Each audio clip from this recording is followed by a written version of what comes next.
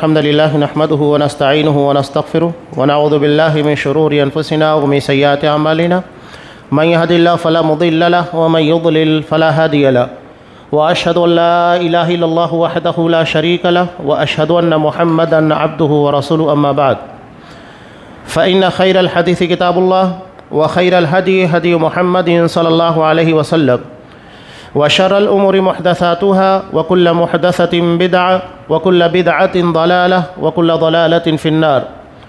أعوذ بالله السميع العليم من الشيطان الرجيم. بسم الله الرحمن الرحيم.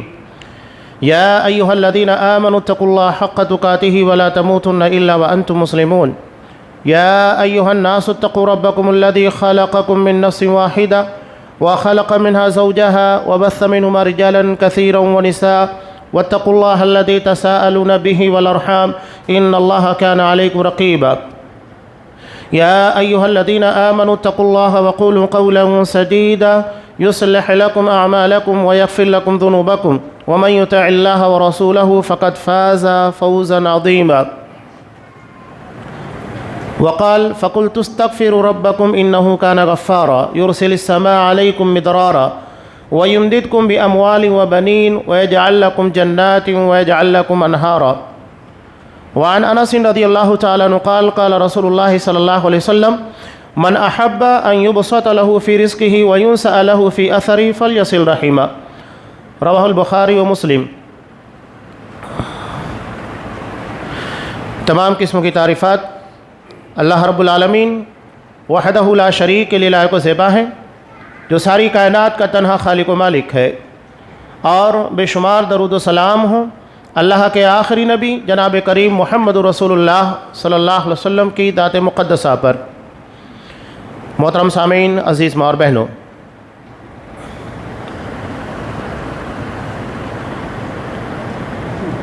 اللہ نے تمام مخلوقات کو پیدا کیا اور پیدا کرنے کے ساتھ ان کی زندگی کی جو بھی ضروریات اور لوازمات تھیں سب عطا کی۔ اتنی نعمتیں عطا کی ہیں کہ ہم شمار نہیں کر سکتے۔ انسانی زندگی کی ایک بڑی ضرورت رزق ہے، اللہ نے وہ بھی وافر مقدار میں عطا کیا۔ اور سب سے بڑی ضرورت انسانی زندگی کی علامہ ابن تیمیہ رحمۃ اللہ علیہ ارشاد فرماتے ہیں کہ ہدایت ہے۔ اس لیے کہ انسان کھائے گا نہیں، پیے گا نہیں تو جسم مردہ ہوگا، لیکن اگر اسے ہدایت نہیں ملی تو اس کی روح مردہ ہو جائے گی۔ تو ہماری جسمانی ضرورت سے کہیں زیادہ روحانی ضرورت کی اللہ نے روحانی ضرورت کے لیے جو نعمت تھی اللہ نے اس کا انتظام کیا۔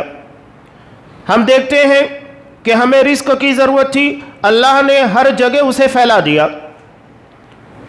اور سب سے بڑی ضرورت ہمیں ہدایت کی تھی تو اللہ نے اس کے لیے انبیاء کرام کو نازل کیا، اپنی کتابوں کو نازل کیا، اور اس کے بعد علماء کرام کا سلسلہ جاری کیا تاکہ صراط مستقیم کے پر بندے قائم رہ سکے۔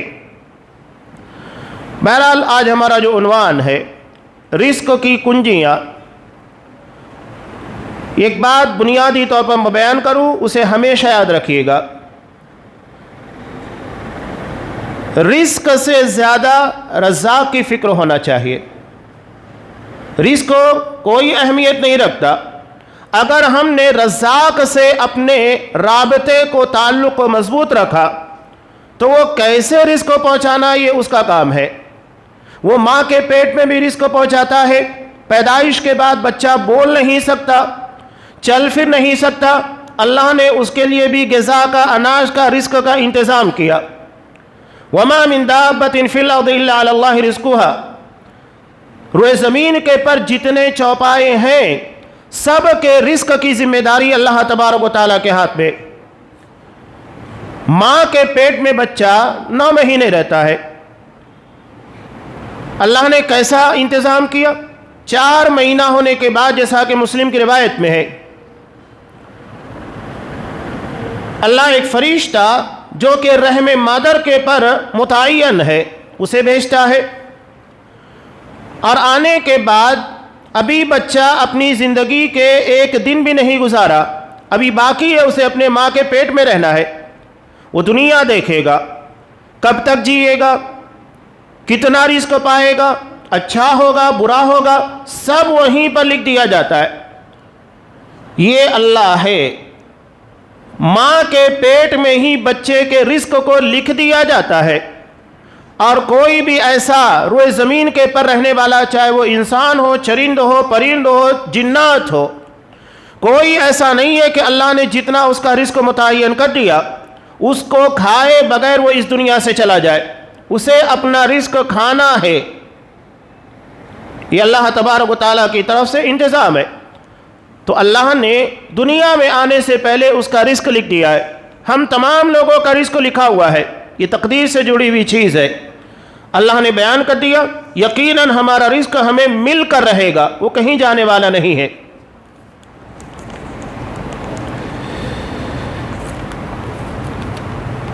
اس رزق تک پہنچنے کے کچھ اسباب اور ذرائع اللہ نے رکھے ہیں کہ ہمارے رزق میں اضافہ یا برکت یا اس کے حصول کے لیے کیا ذریعہ اختیار کرنا ہے۔ ایک بنیادی چیز آگے کی باتوں کو جاننے سے پہلے یہ ضروری ہے کہ رزق کے بارے میں حلال و حرام کی تمیز بہت ضروری ہے۔ رزق ہر کسی کو ملتا ہے، حلال طریقے سے کمانے والے کو بھی، حرام طریقے سے کمانے والے کو بھی، دونوں رزق ہے۔ اللہ نے ہمیں تجارت عطا کی، معیشت عطا کی۔ ترمذی کی روایت، نبی کریم صلی اللہ علیہ وسلم نے ارشاد فرمایا کہ التاجر الصدوق الامین، ایسا تاجر جو سچا ہو، ایماندار ہو، امانت دار ہو، مع النبیین والصدیقین والشہداء، یہ ان لوگوں کے ساتھ رہے گا، نبیوں کے، صدیقین کے، شہداء کے۔ اتنا بڑا اعزاز اللہ نے عطا کیا۔ دو اہم صفتیں بیان کی تاجر کی۔ ہمارے رزق کے ذرائع میں ایک بڑا ذریعہ تجارت ہے کہ تجارت کے ذریعے سے ہم اپنا رزق حاصل کرتے ہیں۔ تو یہاں لازم ہے کہ ہماری تجارت میں صداقت ہونا چاہیے، امانت ہونا چاہیے۔ نبی کریم صلی اللہ علیہ وسلم کی بھی یہی دو صفات تھی۔ نبی بنائے جانے سے پہلے آپ انہی دو صفات کی بنیاد کے پر پہچانے جاتے تھے، یہاں تک کہ نام سے کہیں زیادہ آپ کی صفات لوگوں کے زبان کے پر تھی۔ جب آپ صلی اللہ علیہ وسلم 35 سال کی عمر کے تھے، حجر اسود کو اس کے مقام کے پر رکھنے کا مسئلہ آیا۔ قوم کے ایک فرد نے یہ فیصلہ کیا کہ کعبۃ اللہ میں جو سب سے پہلے داخل ہوگا وہی ہمارا فیصل ہوگا۔ تو دیکھا کہ سب سے پہلے آپ صلی اللہ علیہ وسلم وہاں موجود تھے، تو لوگوں نے کیا کہا، ھذا امین ھذا محمد صلی اللہ علیہ وسلم، کہ یہ امانت دار ہیں، یہ محمد ہیں۔ آپ کے نام سے پہلے آپ کی صفات ان لوگوں کے ذہن و دماغ، ان کے لفظوں، ان کی زبان کے پر تھی۔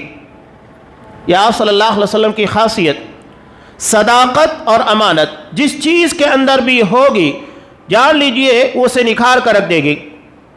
نبی کی بھی دو اہم صفات ہوتی ہے، صداقت اور امانت۔ وہ سچ بولتا ہے، امانت داری، کہیں پر کسی قسم کی خیانت نہیں کرتا۔ اور یہی معاملہ صدیق کا بھی ہے کہ جو اللہ کے دین کے معاملے میں صداقت اور امانت کے اعلیٰ ترین معیار کے پر ہوتا ہے۔ اور یہی معاملہ شہید کا بھی ہے، جو اپنی صداقت اور اپنی امانت کو ثابت کرنے کے لیے سب سے اہم چیز جان ہوتی ہے، اس کو قربان کرتا ہے۔ اس کو جاننا ضروری۔ امام ترمذی رحمۃ اللہ علیہ نے ابواب التفسیر کے اندر حضرت مرثد بن ابی مرثد الغنوی رضی اللہ تعالیٰ عنہ سے ایک روایت کو بیان کیا۔ یہ خود اپنی آپ بیتی بیان کرتے ہیں۔ بہت بڑے ڈاکو تھے مسلمان میں۔ مسلمان ہونے کے بعد آپ صلی اللہ علیہ وسلم کے پیچھے ایک نماز ادا کی، اور آپ سے سوال کر رہے ہیں کہ مجھ کو کرنا کیا ہے۔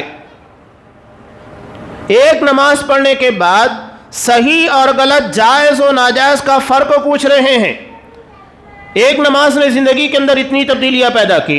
اب ہم اپنی تجارت، اپنے معاملات کے پر غور کریں کہ ہم نمازوں کے پر نمازیں پڑھ رہے ہیں، ہماری تجارت کے اندر حلال و حرام کتنا ہے، کتنا اس کے بارے میں غور کرتے ہیں۔ مسلم کی روایت جس میں آپ صلی اللہ علیہ وسلم نے وعدے کر دیا کہ اگر ہمارا کھانا پینا، ہمارا لباس، جسم میں دوڑنے والا خون، اگر یہ حرام کا ہوگا اللہ دعا نہیں قبول کرے گا، تو عبادت چھ معنی دارت، عبادت کیسے قبول ہوگی؟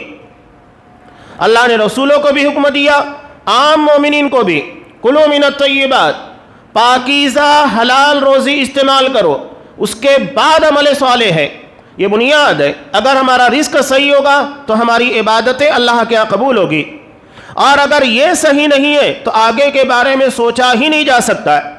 آپ حج کے پر حج ادا کریں، عمرہ پر عمرہ ادا کریں، 5 وقتہ نماز با جماعت تہجد گزار بن جائیں، رزق اگر صحیح نہیں ہے تو سب بے معنی ہے، اللہ کے یہاں آپ کی کوئی عبادت قبول ہونے والی نہیں، یہ بنیاد ہے۔ تو اپنے رزق کے بارے میں توجہ دینا بہت ضروری ہے۔ ہم صرف یہ سوچتے ہیں کہ ہمارے رزق میں برکت ہو، زیادہ سے زیادہ دنیا حاصل کی جا سکے، ہمیں اس کے بارے میں منع بھی نہیں کیا گیا۔ جامع دعا کا پہلا حصہ ہے ربنا آتنا فی الدنیا حسنہ، اے ہمارے پروردگار تو ہمیں دنیا میں بھلائیاں عطا کر، اس کے بعد آخرت ہے۔ تو دنیا کی بھلائی یہ ہے کہ انسان یہاں پر حلال روزی استعمال کرے، اللہ اس کو ایسا رزق عطا کرے جس کی بنیاد کے پر اس کی عبادتیں قبول ہو سکے۔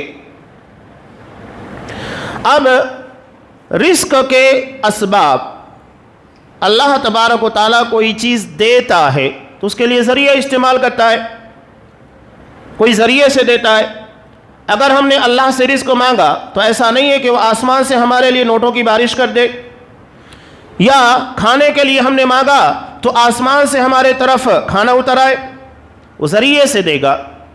آپ تاجر ہیں، اللہ آپ کو بہترین کسٹمر دے گا، آپ کی تجارت کے اندر برکت دے گا۔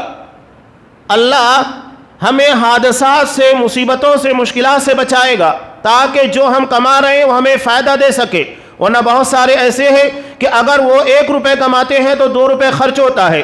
مختلف قسم کی آزمائشیں اور مختلف قسم کے مسائل ان کی زندگی میں ہوتے ہیں۔ تو رزق کی برکت کے ساتھ ساتھ اور اس کے اسباب کے ساتھ ساتھ یہ ضروری ہے کہ وہ حلال ذرائع سے ہم تک پہنچے تاکہ ہماری عبادتیں قبول ہوں، اور اللہ نے جو اسباب ہمیں بتائے ہیں ان اسباب کے ذریعے سے اللہ ہمیں نوازے۔ ان تمام چیزوں میں سب سے پہلی اور اہم چیز ہے استغفار۔ استغفار، اپنے گناہوں کی اللہ سے بخشش طلب کرنا۔ نافرمانی، گناہ، یہ اللہ کی ناراضگی کا ذریعہ ہے، اور ان بنیادوں کے پر اللہ ہمارے رزقوں کے اندر کمی کرتا ہے۔ اللہ نے ارشاد فرمایا سورہ طٰہٰ وَمَنْ أَعْرَضَ عَنْ ذِكْرِي فَإِنَّ لَهُ مَعِيشَةً ضَنْكَ، جو میرے ذکر یعنی میری شریعت، میرے احکامات سے روگردانی کرے گا، منہ موڑے گا، یعنی میری شریعت کے مطابق نہیں چلے گا، شریعت کے مطابق تجارت نہیں کرے گا، شریعت کے مطابق خرچ نہیں کرے گا، تو نتیجہ کیا نکلے گا؟ فَإِنَّ لَهُ مَعِيشَةً ضَنْكَ، اس کی زندگی کو تنگ بنا دیا جائے گا، مشکل بنا دیا جائے گا۔ لوگ کہتے ہیں نا پریشانیوں میں گھرے ہوئے ہیں، کمانے کے بعد لگتا نہیں ہے کہ برکت ہو رہی ہے، اضافہ ہو رہا ہے، یا زندگی کے اندر سکون نہیں ہے۔ کیوں نہیں ہے؟ قرآن مجید کی اس آیت کے پر غور کیجئے کہ کہیں ہم شریعت کی مخالفت، اللہ کے حکم کی مخالفت، یا کہیں ہمارے یہاں پر رسول اللہ صلی اللہ علیہ وسلم کی سنتوں سے انحراف تو نہیں پایا جاتا۔ اللہ نے صاف کہا جو بھی میرے ذکر سے، چاہے وہ زبان سے ہو، کردار سے ہو، اور پوری شریعت کو ذکر کہا گیا ہے، اِنَّا نَحْنُ نَزَّلْنَا الذِّكْرَ وَإِنَّا لَهُ لَحَافِظُونَ، ہم اس ذکر یعنی پوری شریعت کو اتارنے والے، اس کے محافظ بھی ہم ہی ہیں۔ تو اگر انحراف ہے، روگردانی ہے، شریعت کے مطابق نہیں چل رہے ہیں، تو لازمی طور پر ہمارے رزق میں تنگی ہوگی، لازمی طور پر زندگی کو پریشان بنایا جائے گا، اور زندگی کے اندر مشکلات آئیں گی۔ تو ہمیں اس سے بچنے کے لیے لازم ہے کہ اللہ کی نافرمانی سے اپنے آپ کو بچائے، شریعت کے خلاف کوئی ایسا کام نہ کرے جس کی بنیاد کے پر ہماری زندگی کو اور خاص طور سے ہماری روزی کو تنگ کر دیا جائے۔ استغفار کثرت سے کیا جائے۔ نبی کریم صلی اللہ علیہ وسلم ایک ایک مجلس میں 70 مرتبہ 100 مرتبہ اللہ سے استغفار کیا کرتے تھے۔ صبح و شام کے اذکار بھی آپ دیکھیے، مسلم کی روایت میں 100 مرتبہ صبح و شام کے اذکار میں شامل ہے کہ آپ استغفر اللہ استغفر اللہ استغفر اللہ، نماز ادا کرنے کے بعد اللہ اکبر استغفر اللہ استغفر اللہ استغفر اللہ۔ کبھی آپ نے غور کیا کہ نماز اللہ کی عبادت، اس کی بندگی کے بعد استغفار کیوں ہے؟ جبکہ ہم نے تو بندگی کی، اللہ کی عبادت ادا کی، اس کے بعد اللہ سے اپنے گناہوں کی بخشش۔ مطلب یہ ہے کہ اللہ تو نے ہمیں عبادت کا حکم دیا، ہم نے عبادت کی، لیکن ہم نہیں کہہ سکتے کہ عبادت کا حق ہم نے ادا کیا ہے۔ جس طرح کی عبادت تجھے مطلوب تھی ہم نہیں کر سکے، اسی کے بارے میں اللہ سے استغفار کیا جاتا ہے۔ خیالات کہیں جاتے ہیں، دل مکمل طریقے سے اللہ کی طرف لگ نہیں پاتا، دھیان جس طریقے سے نماز میں ہونا چاہیے ہو نہیں پاتا۔ صحابہ تو وہ تھے، حالت نماز میں تیر لگ جاتا، نماز نہیں ٹوٹتی۔ یہاں تیر کی بات چھوڑیے، مچھر بھی نہ کاٹے تو ہمارے جسم میں ہلچل مچی ہوتی ہے، نماز میں بے اطمینانی، ہاتھ مسلسل گردش کر رہے ہیں۔ نہیں، آپ کس کے سامنے کھڑے؟ اللہ کی جناب میں قوموا للہ قانتین، مکمل طور سے با ادب ہو کر خاموشی کے ساتھ بغیر کسی حرکت کے اللہ کے سامنے کھڑے ہو، لگنا چاہیے کہ پروردگار عالم کے سامنے کھڑا ہے۔ یہ ساری چیزیں ہیں۔ سورہ نوح کی جو آیت میں نے خطبہ مسنونہ کے فوراً بعد آپ کے سامنے پیش کی تھی، اس ضمن میں دو اہم واقعات بھی ہیں جسے حافظ صلاح الدین یوسف رحمہ اللہ نے بھی نقل کیا ہے، ایسر التفاسیر کے اندر بھی ہے۔ حضرت عمر فاروق رضی اللہ تعالیٰ عنہ کے زمانے میں قحط پڑا، قحط سالی، یہ ہمارے رزق کے لیے بہت بڑا مسئلہ، ساری تجارتیں ٹھپ ہو جاتی ہیں۔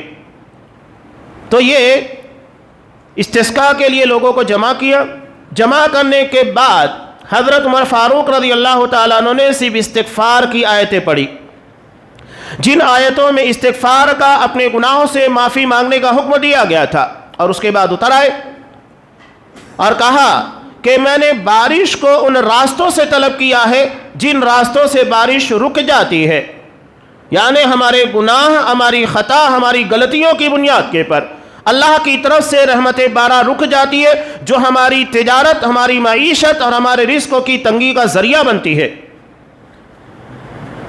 حضرت امام بصری، حسن بصری رحم اللہ، ان کے پاس ایک شخص آیا، قحط سالی کی شکایت کی، انہوں نے کہا کہ استغفار کر۔ اس کے بعد ایک شخص آیا، اس نے اپنے مال کی کمی کی شکایت کی، تو کہا کہ استغفار کر۔ ایک شخص آیا، اس نے کہا کہ مجھے اولاد نہیں ہو رہی ہے، تو اس کو بھی کہا کہ استغفار کر۔ ایک شخص آیا، اس نے اپنے کاروبار، اپنی کھیتی باڑی کے تعلق سے شکایت کی، بارش کی کمی کا شکوہ کیا، کہا کہ استغفار کر۔ وہاں پر بیٹھے ہوئے ایک شخص نے سوال کیا کہ کیا بات ہے، چار الگ الگ لوگ، چار الگ طرح کے مسائل آپ کے سامنے لے کر آئے اور آپ نے چاروں کو ایک ہی حل بتایا کہ استغفار کر؟ تو انہوں نے کہا کہ یہ حل قرآن مجید کے اندر ہے۔ حضرت نوح علیہ السلام نے اپنی قوم کو کہا تھا، فَقُلْتُ اسْتَغْفِرُوا رَبَّكُمْ، میں نے ان سے کہا اپنے رب سے گناہوں کی مغفرت طلب کرو، انہو کان غفارا، وہ بڑا بخشنے والا، بہت گناہوں کو معاف کرنے والا ہے۔ جب تم استغفار کرو گے، اپنے رب سے اپنے گناہوں کی معافی مانگو گے، تو نتیجہ کیا ہوگا؟ یرسل السماء علیکم مدرارا، اللہ تمہارے پر آسمان کو برستا ہوا چھوڑ دے گا، وَيُمْدِدْكُمْ بِأَمْوَالٍ وَبَنِينَ، اللہ تمہاری مدد کرے گا مال کے ذریعے اور اولاد کے ذریعے۔ یعنی استغفار کی برکت سے اللہ ہمیں مال میں بھی برکت دے گا، اولاد بھی عطا کرے گا۔ بہت سارے لوگ شکایت کرتے ہیں، ٹھیک ہے اللہ کا فیصلہ ہے کہ اللہ چاہے تو اولاد دے، کسی کو چاہے تو لڑکے لڑکے دے، لڑکیاں لڑکیاں دے، دونوں دے، اور اگر کسی کو چاہے تو بے اولاد رکھے۔ لیکن اگر لگتا ہے تو قرآن مجید کے اندر اس کا حل بتایا گیا ہے، کثرت سے استغفار کیجئے، یقیناً اللہ تبارک و تعالیٰ کا وعدہ ہے کہ وہ تمہیں مال کے ذریعے، اولاد کے ذریعے، دونوں طریقے سے مدد پہنچائے گا۔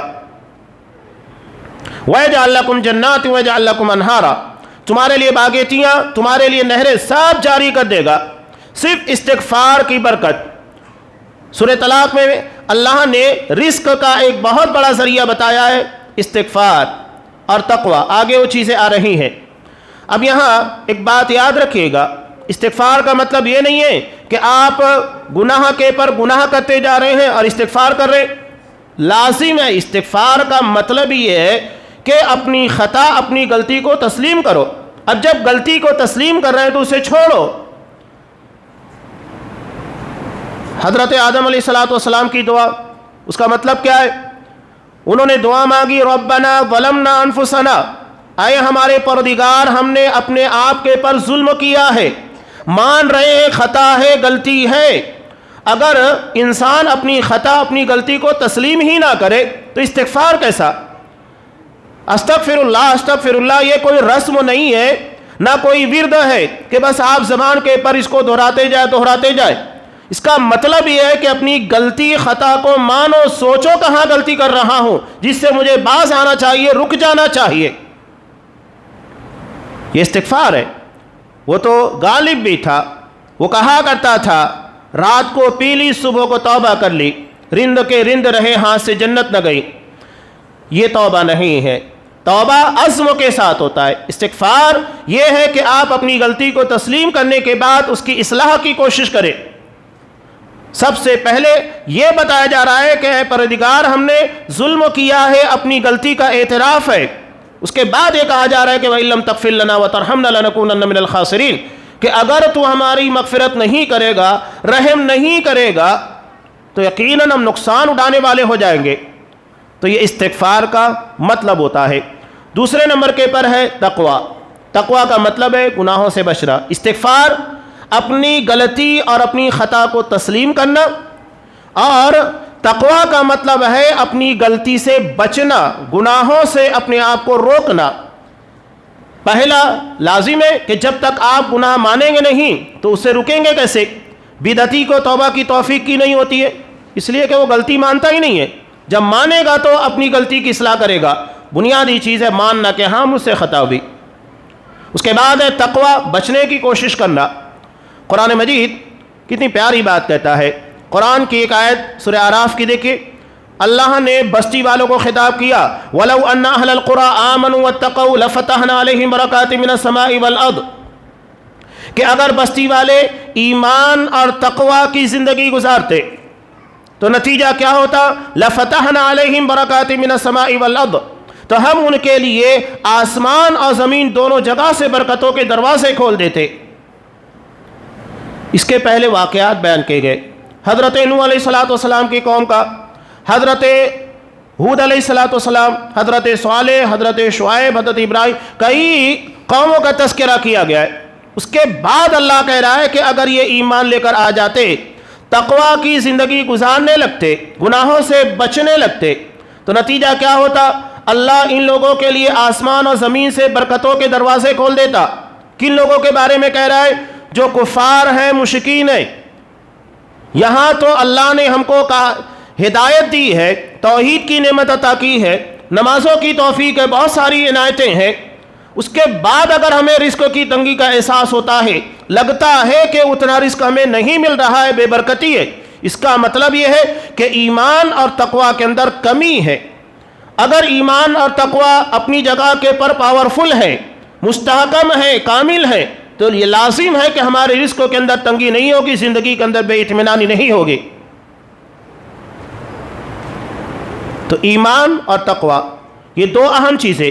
سورہ طلاق میں اللہ تبارک و تعالیٰ نے ارشاد فرمایا وَمَن يَتَّقِ اللَّهَ يَجْعَل لَّهُ مَخْرَجًا وَيَرْزُقْهُ مِنْ حَيْثُ لَا يَحْتَسِبُ، کہ جو تقوی کی زندگی اختیار کرے گا، اللہ سے ڈرے گا، اللہ سے ڈرنے کا مطلب اللہ کے حکموں کے خلاف نہیں جائے گا، کوئی ایسا عمل نہیں کرے گا جس سے رب ناراض ہو جاتا ہے، ڈرے گا، ہر عمل کے بارے میں چوکنا ہوگا کہ میرا کوئی عمل اللہ کی ناراضگی کا ذریعہ نہ بنے۔ صحابہ اس بارے میں بہت زیادہ فکر مند رہا کرتے تھے۔ ایک روایت جسے امام مسلم رحمۃ اللہ علیہ نے نقل کیا، حضرت حنظلہ رضی اللہ تعالیٰ عنہ جا رہے تھے، راستے میں حضرت ابوبکر صدیق رضی اللہ تعالیٰ عنہ سے ملاقات ہو گئی، تو انہوں نے کہا کہ نافق حنظلہ منافق ہو گیا ہے۔ کہا کہ کیسے؟ کہا کہ جب ہم اللہ کے رسول صلی اللہ علیہ وسلم کے پاس ہوتے ہیں، آپ جنت و جہنم کا تذکرہ کرتے، اس سے ہماری ایمانی کیفیت بہتر ہو جاتی ہے، لیکن جب ہم اپنے بال بچوں کے اندر چلے جاتے ہیں، تجارت میں مشغول ہوتے ہیں، تو وہ کیفیت باقی نہیں رہتی ہے۔ کتنا فکر مند تھے اصحاب کرام اپنی کیفیتوں کے پر۔ وہ کہہ رہے کہ یہ تو منافقت ہے، نبی کے ساتھ رہنے کے بعد ایمانی کیفیت کچھ اور تجارت بال بچوں میں رہنے کے بعد کچھ اور۔ حضرت ابو بکر صدیق نے کہا کہ اگر یہ ہے تو میری بھی یہی کیفیت ہوتی ہے۔ دونوں نبی کریم صلی اللہ علیہ وسلم کے پاس گئے، آپ صلی اللہ علیہ وسلم نے کہا کہ یہ گھڑی جدا جدا ہوتی ہے، ساتن و ساتن، تم میرے پاس رہتے ہو اس وقت تو تمہاری ایمانی کیفیت، دلی کیفیت جدا، میرے پاس سے جانے کے بعد جدا۔ اگر وہی کیفیت تمہارے پر ہمیشہ طاری ہو جو کہ میرے پاس ہوتی ہے تو فرشتے تمہیں راستوں میں ملاقات کریں گے، مصافحہ کریں گے، لیکن یہ کیفیت تبدیل ہوتی رہتی ہے، یہ نفاق نہیں ہے۔ صحابہ اتنا فکر مند رہا کرتے تھے کہ ذرہ برابر کہیں کوتاہی نہ ہو، ایمانی کیفیت کے اندر، ایمانی پوزیشن کے اندر کسی بھی قسم کی خرابی نہ ہو۔ ہمیں بھی اپنے ایمان اور تقوی کے بارے میں فکر مند رہنا چاہیے۔ ہم اپنے لباس کو بہتر بنانے کی کوشش کرتے ہیں، صفائی کا اہتمام، گھروں کی صفائی کا اہتمام، گاڑی استعمال کرتے ہیں اس کی صفائی کا اہتمام، تجارت کر رہے ہیں وہاں اس کے بارے میں توجہ دی جاتی ہے، حالانکہ یہ صرف اسباب دنیا ہے۔ اصل وہ چیز ہے جو اللہ کے ہم کو کامیاب کرنے والی ہے، وہ قلب سلیم ہے۔ یوم لا ينفع مال ولا بنون الا من اتى اللہ بقلب سلیم، اللہ کے ہاں کوئی کامیاب ہونے والا نہیں، کوئی فائدہ دینے والا نہیں، نہ مال نہ اولاد۔ کون سی چیز ہے جو اللہ کے ہاں کامیابی کا ذریعہ ہوگی؟ الا من اتى اللہ بقلب سلیم، جو اللہ کے پاس قلب سلیم لے کر آئے، ایسا دل جس میں شرک، بدعت، خرابات اور معاملات زندگی کی خرابیاں نہ ہو، بالکل پاک و صاف ہو، سلیم، صحیح سالم، درست، جس میں دھبے نہ لگے ہوئے ہوں، اور اگر لگ بھی گئے ہیں تو استغفار کے ذریعے، معافی تلافی کے ذریعے اس کی صفائی کا اہتمام کیا گیا۔ تو استغفار کے بعد تقوی، یہ بہت اہم چیز ہے جو ہمارے رزق میں کشادگی کا ذریعہ بنتا ہے۔ تیسرے نمبر پر ہے ہمارے رزق کے اسباب یا رزق کی کنجیوں میں سے کنجی، اللہ پر توکل۔ توکل کا مطلب ہوتا ہے یقین، بھروسہ، اعتماد۔ ہمیں بتا دیا گیا، ماں کے پیٹ میں ہمارا رزق لکھ دیا گیا ہے، زمین کے پر جتنے بھی چرند و پرند جانور ہیں سب اللہ تبارک و تعالیٰ کی ذمہ داری ہے رزق کو پہنچانے کی، یہ یقین ہے۔ توکل کا مطلب یہ نہیں ہے کہ اسی کے پر ہم بھروسہ کر لیں کہ اللہ نے ہماری تقدیر کے اندر جتنا لکھا ہے وہ گھر بیٹھے آئے گا، نہیں۔ توکل کا مطلب ہے کہ یقین کرنا کہ ہم محنت کریں گے تو جتنا مقدر میں لکھا ہوا ہے وہ ملے گا۔ یہ نہیں ہے کہ آپ بغیر محنت کے تو ٹھیک ہے اللہ نے آپ کو اولاد لکھی ہے تقدیر میں، شادی مت کیجئے، آپ کو گھر بیٹھے اولاد مل جائے گی۔ انسان صرف یہ دیکھتا ہے کہ کہاں پر بیٹھے بٹھائے اسے کچھ ملنے والا ہے، وہاں پر وہ تقدیر کا حوالہ دیتا ہے۔ اگر ہوٹل کے پر بیٹھا ہوا ہے اس کو کہہ دیں کہ ٹھیک ہے تمہارا موبائل ہے رکھ کے چلے جاؤ، 5 منٹ کے بعد آنا، تمہاری تقدیر میں ہوگا تو مل جائے گا، نہیں تو نہیں ملے گا، تو وہاں پر نہیں، وہ تدبیر اختیار کرے گا، سیفٹی، اپنا بٹوا نہیں چھوڑے گا، ایک ایک چیز کے پر نظر۔ تو یہی معاملہ ہمارا رزق کے معاملے میں ہے کہ اللہ پر یقین رکھو کہ اللہ نے جتنا رزق لکھا ہے وہ ملے گا، وہ جانے والا نہیں ہے۔ ایسا نہیں ہے کہ ہمارا رزق ہمارے پڑوس میں آ جائے گا یا ہمارے کسی دوستوں کو مل جائے گا، کسی رشتہ دار کو مل جائے گا۔ یقیناً جتنا رزق ہے وہ ہمیں ملنا ہے، لیکن اس کے لیے تدبیر اختیار کرنا، محنت کرنا، یہ شرط ہے۔ امام ابن ماجہ رحمۃ اللہ علیہ نے، امام ترمذی نے کئی الگ الگ روایتوں کے اندر ہے، حضرت عمر فاروق رضی اللہ تعالیٰ عنہ سے مروی، نبی کریم صلی اللہ علیہ وسلم نے ارشاد فرمایا، لو انکم توکلون علی اللہ حق توکلہ لرزقکم کما یرزق الطیر تغدو خماسا وتروح بطانا، کہ اگر تم اللہ کے پر ویسے ہی بھروسہ کرو جیسا کہ بھروسہ کرنے کا حق ہوتا ہے تو اللہ تمہیں ایسے رزق دے گا جیسا کہ پرندوں کو دیتا ہے، تغدو خماسا وتروح بطانا، پچکے ہوئے پیٹ لے کر اپنے گھونسلوں کے باہر نکلتے ہیں اور جب گھونسلوں میں واپس آتے ہیں شام کے وقت تو ان کے پیٹ بھرے ہوتے ہیں، وہ محنت کرتے ہیں، جستجو کرتے ہیں، کوشش کرتے ہیں، اور اللہ ان کی کوششوں کو رائے گا نہیں جانے دیتا۔ یقیناً اللہ انہیں رزق دیتا ہے، تو ایسے ہی جیسا کہ ایک پرندہ اللہ کی ذات کے پر مکمل یقین رکھتا ہے، توکل کرتا ہے اپنے رب کے پر، اللہ اسے روزی دیتا ہے، وہی اللہ ہمیں بھی روزی دے گا، وہ ہمیں بھوکا نہیں سلائے گا۔ یہاں تو مہینوں کا ذخیرہ کرنے کے بعد بھی انسان بے چین ہے، اتنی انکم ہے، اتنی سیونگ ہے کہ مہینوں کھا سکتا ہے، اس کے بعد بھی بے اطمینانی کیوں ہے؟ میں نے بنیادی چیز بیان کی، اپنے وسائل رزق کے پر توجہ دیجئے کہ کہیں ہمارے وسائل رزق کے اندر کچھ ایسی چیزیں تو نہیں ہیں جو ہمارے رزق کی بے برکتی کا ذریعہ بن رہی ہیں۔ توکل کے بعد ہے عبادت کے لیے فارغ ہونا۔ اسلام میں پہلے عبادت ہے پھر تجارت ہے۔ سورہ جمعہ ہم پڑھتے ہیں فَإِذَا قُضِيَتِ الصَّلَاةُ فَانْتَشِرُوا فِي الْأَرْضِ، جب نماز جمعہ ادا کر لی جائے زمین میں پھیل جاؤ۔ وَابْتَغُوا مِنْ فَضْلِ اللَّهِ، اللہ کے فضل کو تلاش کرو، یعنی رزق کی تلاش میں نکل جاؤ۔ تو پہلے عبادت پھر تجارت، ہم پہلے تجارت پھر عبادت۔ تو اگر ہم اپنی ترتیب کو الٹ دیں گے تو اللہ معاملات کو بھی الٹ دے گا۔ آپ عبادت کو اہمیت دیجئے، اس کے بعد دیکھیے کہ اللہ تبارک، عبادت رزاق سے جڑی ہوئی ہے، اس کے بعد رزق ہے۔ اللہ نے کہا وَفِي السَّمَاءِ رِزْقُكُمْ وَمَا تُوعَدُونَ، تمہارا رزق آسمان میں ہے، یعنی آسمان میں اللہ تبارک و تعالیٰ وہ تمہارے رزق کا انتظام کرتا ہے۔ تمہیں آسمان والے کی فکر نہیں، رزق کی اتنی فکر لگی ہے۔ تو رزق سے زیادہ رزاق کی فکر ہونا چاہیے۔ اس کے بعد دیکھیے کہ اللہ تبارک و تعالیٰ ہمیں کیسے نوازتا ہے۔ تو یہ اہم چیز، ہم عبادت کے پر تجارت کو فوقیت دیتے ہیں۔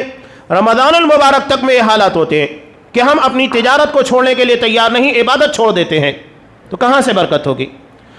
نبی کریم صلی اللہ علیہ وسلم نے ارشاد فرمایا، جیسا کہ ترمذی کی روایت میں ہے، اللہ کے نبی ارشاد فرماتے ہیں یا ابن آدم تفرغ لعبادتی، اے آدم کی اولاد تو عبادت کے لیے فارغ ہو جا۔ اللہ نے ہمیں عبادت کے لیے پیدا کیا، تجارت کے لیے نہیں۔ تجارت ذریعہ ہے، مقصود عبادت ہے، اصل چیز عبادت ہے، تجارت نہیں، تجارت ذریعہ ہے۔ تو یاد رکھیے گا، اصل کو اہمیت دی جائے گی، ذریعے کو نہیں۔ تو اللہ کے رسول نے کہا تفرغ لعبادتی، نتیجہ کیا ہوگا؟ املأ صدرک غنا واسد فقرک، میں تیرے سینے کو گنا بے نیازی سے بھر دوں گا۔ نبی کریم صلی اللہ علیہ وسلم نے ارشاد فرمایا، جیسا کہ بخاری کی روایت میں بھی ہے، ان الغنا غنا النفس، حقیقت میں گنا بے نیازی دل کی ہوتی ہے۔ ورنہ اگر انسان کو کروڑوں اربوں کی دولت مل جائے لیکن دل مطمئن نہیں ہے، بے قراری ہے، مزید کی تلاش میں ہے، تو کہاں سے معاملہ بنے گا؟ آیا تھا کیا سکندر دنیا سے لے گیا کیا؟ تھے دونوں ہاتھ خالی نکلے کفن کے باہر۔ وہ آدھی دنیا کو فتح کرنے کے بعد بھی کچھ نہیں لے کر گیا۔ یہ تو اقوال زرعی میں ہم سنتے بھی رہتے ہیں کہ کفن میں جیب نہیں ہوتا، سب کو پتا ہے۔ اصل میں دل کے اندر گنا ہونا چاہیے، ظاہری باتیں ہیں۔ نبی کریم صلی اللہ علیہ وسلم کے گھر کی حالت یہ تھی، 3 مہینہ چولہا نہیں جلا کرتا۔ حضرت عائشہ صدیقہ رضی اللہ تعالیٰ عنہ کہتی ہیں گھر میں سوائے کھجور اور پانی کے کچھ نہیں ہوتا۔ 1 مہینہ 2 مہینہ 3 مہینے گزر جاتے۔ کیا آج ہماری یہ کنڈیشن ہے؟ کتنی صبر کرنے والی وہ خواتین تھیں، ہماری ماں حضرت عائشہ صدیقہ رضی اللہ تعالیٰ عنہ۔ یہاں اگر ایک دن میں کچھ اچھا کھانے کو نہ ملے تو ہمارے لبوں کے پر شکوے، یا جو بن کر آ گیا ہے وہ ہماری مزاج ہمارے شوق کے مطابق نہ ہو تو زبان کے پر شکوے۔ وہاں کھجور اور پانی کے پر 2 3 مہینے گزارے جاتے تھے۔ یہ گنا دل کے اندر ہوتا ہے۔ ان الغنا غنا النفس، حقیقت میں بے نیازی مالداری دل کی ہے۔ اللہ نے جسے یہ چیز عطا کر دی اس سے بڑی نعمت کسی کو نہیں۔ کہا املأ صدرک غنا، میں تیرے سینے کو غنا سے بے نیازی سے بھر دوں گا، واسد فقرک، اور تیری محتاجگی کو دور کر دوں گا۔ اللہ کا وعدہ ہے۔ شرط کیا ہے؟ تفرغ لعبادتی، میری عبادت کے لیے فارغ ہو۔ یہ اللہ کا وعدہ ہے اور یقیناً اپنی جگہ کے پر سچا ہے۔ ہم عبادت کے لیے فارغ ہونا سیکھیں، اس کے بعد دیکھیے کہ اللہ کی طرف سے رزق میں فراوانی اور برکت کیسے ہوتی ہے۔ اس کے بعد نبی کریم صلی اللہ علیہ وسلم نے کہا کہ وَإِلَّا تَفْعَلْ، اگر تو ایسا نہیں کرے گا، یعنی عبادت کے لیے وقت نہیں نکالے گا، فارغ نہیں ہوگا، تو نتیجہ کیا ہوگا؟ مَلَأْتُ يَدَكَ شُغْلًا، میں تجھے ایسی مشغولیات کے اندر ملوث کر دوں گا، باہر نکل نہیں پائے گا، نہ نماز پڑھ پائے گا، نہ کوئی عبادت کر پائے گا۔ انسان کہتا ہے الجھن بہت ہوتی ہے، کاروبار ایسا ہے، کسٹمر اتنے آ رہے ہیں، اور اتنی محنت کرنے کے بعد اس کو لگتا ہے کہ برکت نہیں ہو رہی ہے۔ کیوں نہیں ہو رہی ہے؟ یہ وجہ ہے، عبادت کے لیے وہ فارغ نہیں ہوتا۔ اس کے لیے اللہ کی طرف سے بے برکتی ہے کہ وَلَمْ أَسُدَّ فَقْرَكَ، اور تیری محتاجی کو بھی دور نہیں کروں گا، مسائل زندگی اپنی جگہ پر جوں کہ تو باقی رہیں گے۔ تو عبادت کا سے لیے فارغ ہونا یہ ہمارے سینے کو گنا بے نیازی سے بھر دے گا اور فقیری محتاجگی سے اللہ دور کرنے والا ہے۔ پانچویں چیز ہے صلہ رحمی، رشتہ داروں کے ساتھ اپنے تعلقات بہتر ہونا چاہیے۔ میں نے خطبہ مسنونہ کے فوراً بعد بخاری مسلم کی مشہور روایت بیان کی۔ نبی کریم صلی اللہ علیہ وسلم نے ارشاد فرمایا، من احب ان یبسط له فی رزقہ، جو یہ چاہتا ہے اس کے رزق میں اضافہ ہو جائے، اس کے رزق کو کشادہ کر دیا جائے، وَيُنْسَأَ لَهُ فِي أَثَرِهِ، اور اس کی عمر کے اندر برکت ڈال دی جائے، تو کیا کرنا چاہیے اسے؟ فَلْيَصِلْ رَحِمَ، رشتہ داروں کے ساتھ بہتر تعلقات نبھانا ہے۔ رشتہ داروں کے ساتھ اچھے تعلقات کا نتیجہ یہ ہوگا، دو بڑے انعامات اللہ کی طرف سے انسانی زندگی کی دو بڑی خواہش ہے۔ پہلی یہ کہ اللہ اس کے رزق کو کشادہ کرے گا، اور دوسری یہ کہ اللہ اس کی عمر کے اندر برکت دے گا۔ برکت کا مطلب یہ ہے کہ اللہ اسے عبادت کی توفیق دے گا۔ اور ایک اعتبار سے بھی دیکھیں، جن لوگوں کے اپنے رشتہ داروں کے ساتھ تعلقات بہتر نہیں ہوتے تو کیا نتیجہ ہوتا ہے؟ ذہنی طور پر ٹینشن تو رہتا ہی ہے۔ پھر خواتین ہیں، وہ لوگ کی باتیں نہیں جم رہی، رشتہ داروں کے ساتھ برائیاں کرتے ہیں، غیبتیں کرتے ہیں، چغلیاں، 10 قسموں کی خرابیاں بیان کی جاتی ہیں، تو عبادت تو ہو نہیں رہی ہے، برائیاں بہت زیادہ ہوتی ہیں۔ تو یہ تعلقات اچھے ہونے کا ایک بڑا فائدہ یہ ہوگا کہ نہیں خوبیاں آپ بیان کر رہے ہیں، کم سے کم برائی سے رکے ہیں، وہ ہمارے لیے برکت کا سامان بنتا ہے۔ اور آگے ایک اور چیز ہے، اللہ کی راہ میں خرچ کرنا۔ اللہ کی راہ میں خرچ کرنے کا مطلب ہے مسجد ہے، مدارس ہے، اللہ کی جو بھی راہیں ہیں، جتنے بھی دین کے کام ہیں، اللہ کہتا ہے وَمَا أَنفَقْتُم مِّن شَيْءٍ فَهُوَ يُخْلِفُهُ، کہ تم اللہ کی راہ میں جو کچھ بھی خرچ کرو گے اللہ بہتر سے بہتر صلہ اس کا عنایت فرمائے گا۔ اور مسلم کی روایت بھی ہے، آپ نے بارہا اس واقعے کو سنا بھی ہے، ایک شخص نے بدلی میں آواز سنی، نام لے کر اس کو کہا گیا کہ فلاں کے کھیت میں جا کر تمہیں پانی پہنچانا ہے۔ تو میں نے دیکھا کہ وہ بدلی ایک جگہ کے پر آ کر برستی ہے، پانی نالوں کے ذریعے نہر بناتا ہوا ایک شخص کے کھیت تک پہنچتا ہے۔ میں نے دیکھا کہ وہاں پر ایک آدمی بیلچے کے ذریعے اپنے کھیت کو برابر کر رہا تھا۔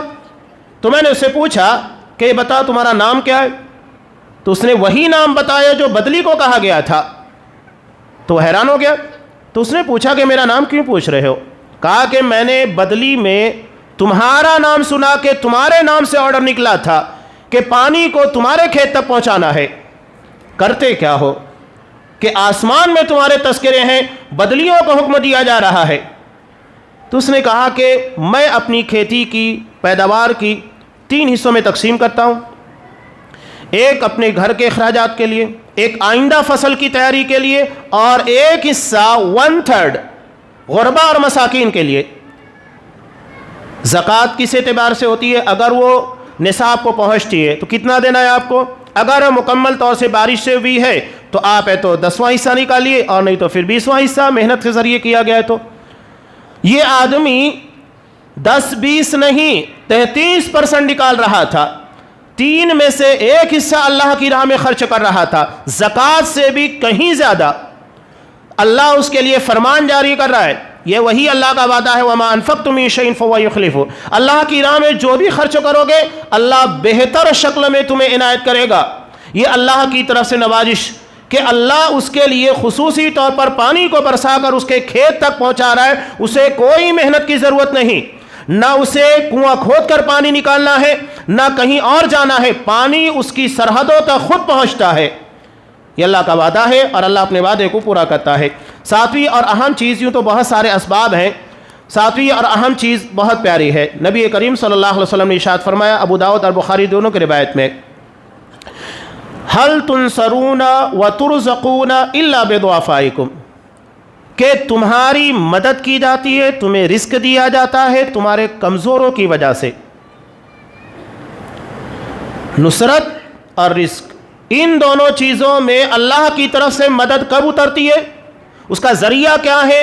ہمارے سماج کے گھر کے کمزور لوگ، ہمارے بچے ہیں چھوٹے ہیں کمزور ہیں، بیوی ہے کمزور ہے وہ کمانے نہیں جاتی، ماں باپ بوڑھے ہو چکے ہیں کمزور ہیں وہ گھر کے اندر بیٹھے رہتے ہیں کمانے کھانے کے قابل نہیں، لیکن یہ ہماری نصرت مدد اور رزق میں اضافے کا ذریعہ ہیں، انہیں بوجھ مت تصور کیجئے۔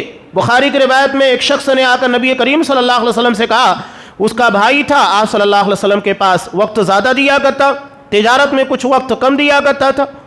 اس نے شکایت کی تو آپ صلی اللہ علیہ وسلم نے کہا، لعلک ترزق بہ، تمہیں کیا پتا، ہو سکتا ہے اس کی وجہ سے تمہیں رزق دیا جا رہا ہے، لیکن اس کا مطلب یہ نہیں ہے کہ آپ سب چھوڑ چھاڑ کر بیٹھ جائیے اور مکمل طور سے مسجد کے حوالے اپنے آپ کو کیجیے۔ نہیں، اگر گھر میں کوئی فرد تجارت کر رہا ہے، ذریعہ موجود ہے، اس کے بعد اگر کوئی فرد ہے گھر کا جو دینی معاملات کے اندر انٹریسٹ لیتا ہے، وقت دیتا ہے، تب ایک چیز دونوں ضروری ہے۔ یہ نہیں کہ آپ اللہ کے حوالے اپنے پورے گھر کو چھوڑ کر نکل جائیں، بیوی بچوں کو چھوڑ دیں اور اس کے بعد کہے کہ اللہ دے گا، نہیں، اسباب کو اختیار کرنا ذمہ داری ہے۔ کلکم راعٍ وکلکم مسئول عن رعیتہ، یہ ذمہ داری ہے بال بچوں کے لیے کمانے کھلانے، یہ گھر کا جو ذمہ دار ہے اس کی ہے۔ تو اللہ کے رسول نے کہا، تمہیں نصرت، مدد اور رزق دیا جاتا ہے تمہارے کمزوروں کی وجہ سے۔ کیسے؟ بیوی ہے، بچے ہیں، بوڑھے ماں باپ ہیں، یہ گرچہ کمانے کے لیے نہیں نکلتے لیکن یہ اپنی دعاؤں کے اندر دعا کرتے ہیں، اللہ سے مانگتے ہیں کہ گھر کا جو کمانے والا ہے اس کے رزق میں برکت ہو، اس کے لیے مغفرت کی دعا کرتے ہیں، اس کے رزق کے وسائل کو آسان کرنے کے لیے دعا کرتے ہیں۔ تو ان کی دعاؤں کی برکت سے اللہ تبارک و تعالی ہمارے رزق کے اندر کشادگی کرتا ہے۔ ان کی دعا ہمارے رزق کی برکت کا ذریعہ بنتی ہے، چاہے وہ بیوی ہو، بچے ہو، بوڑھے ماں باپ ہو، یا گھر میں اگر کوئی اپاہج ہو، معذور ہو، کوئی بھی ہو، یا سماج کا کوئی فرد ہو، بیوہ ہو، مساکین ہو جو کھانے کمانے کے قابل نہیں ہے، تو ان لوگوں کے ساتھ احسان کرنا ہمارے رزق میں اضافے کا ذریعہ ہے۔ یہ کچھ اہم چیزیں تھیں جو میں نے آپ کے سامنے بیان کی۔ سب سے پہلی اور اہم چیز ہم چاہتے ہیں کہ ہمارے رزق میں برکت ہو، تو سب سے پہلی چیز کے پر توجہ دیجئے کہ ہمارا رزق حلال ہو، وہ بنیاد ہے۔ اس کے بعد پھر آپ توجہ دیجئے اس میں اضافے کے لیے۔ سب سے پہلی چیز استغفار، کہیں کوئی خطا نہ ہو۔ دوسری چیز آپ توجہ دیجئے تقوی کے پر، گناہ سے بچنے کی کوشش کرنا چاہیے۔ تیسری چیز کے پر توجہ دیجئے توکل، اللہ پر یقین کیجئے کہ میرے رب نے جو رزق مجھے دکھائے وہ مل کر رہے گا، وہ کہیں جانے والا نہیں ہے، اور اس کے لیے سرگردہ ہونا، کوششیں کرنا۔ اور مزید چیزیں اور ہے، اللہ کی راہ میں خرچ کیجئے گا، احسان کیجئے ضعیف لوگوں کے پر، کمزور لوگوں کے پر۔ یہ سارے اسباب ہیں جو ہمارے رزق کے اندر اضافے کا ذریعہ بنتے ہیں۔ صلہ رحمی کیجئے، رشتہ داروں کے ساتھ اچھے تعلقات رکھیے۔ اس کے بعد دیکھیے کہ اللہ تبارک و تعالیٰ میں کتنا نوازتا ہے۔ اس کا وعدہ ہے کہ اگر بستی والے ایمان اور تقوی سے اپنے آپ کو مزون کر لیں تو کیا ہوگا؟ لَفَتَحْنَا عَلَيْهِمْ بَرَكَاتٍ مِّنَ السَّمَاءِ وَالْأَرْضِ، ہم آسمان اور زمین دونوں جگہ سے رزق کے دروازے کھول دیں گے۔ یہ اللہ کا وعدہ ہے۔ ہماری زندگی کی ایک بہت اہم چیز معیشت، یہ اللہ نے اس کے اسباب رکھے، ان اسباب کو اختیار کیجئے، یقیناً ہمارے رزق میں برکت ہوگی۔ اللہ کا وعدہ اپنی جگہ کے پر سچا ہے۔ اللہ تبارک و تعالی ہمیں اپنے رزق میں حلال چیزوں کو اپنانے کی توفیق دیں، حرام چیزوں سے بچنے کی توفیق عنایت فرمائے، ہمارے رزق کو پاک و صاف کرے، اور وہ اسباب جن کی بنیاد کے پر ہمارے رزق میں برکت ہوتی ہو، جو رزق کی کنجیاں ہیں، پروردگار ہمیں ان اسباب کو اختیار کرنے کی توفیق دے، اور ہمارے رزق میں جو کچھ تو ہمیں عنایت کر رہا ہے، جو ہماری تقدیر کے اندر لکھا ہوا ہے، اس میں برکت عنایت فرما۔ آمین۔ بارک اللہ لنا ولکم فی القرآن العظیم ونفعنی وإیاکم بالآیات والذکر الحکیم۔ انہ تعالی جواد کریم ملک رؤوف رحیم۔